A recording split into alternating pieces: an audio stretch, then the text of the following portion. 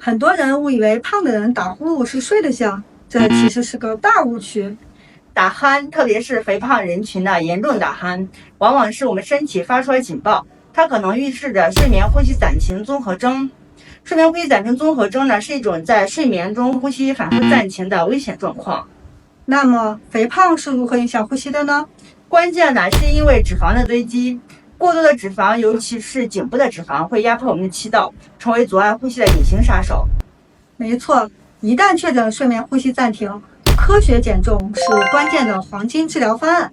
研究表明，减掉10%的体重，就能显著减少30%的睡眠呼吸暂停事件。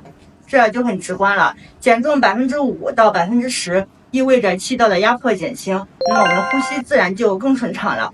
所以治标更要治本，需要呼吸科与减重门诊联手协作，才能真正打破窒息的威胁。提醒大家，如果你晚上睡觉打鼾巨响，然后呢白天呢异常的困倦， BMI 还大于28，强烈建议尽快去医院进行这个睡眠呼吸监测。一旦确诊睡眠呼吸暂停，减重门诊应同步介入治疗。只有呼吸管理与科学减重双管齐下，才能有效守护呼吸安全。不要让肥胖威胁你的呼吸健康，呼吸科和减重科双科护航，祝你重获安稳睡眠。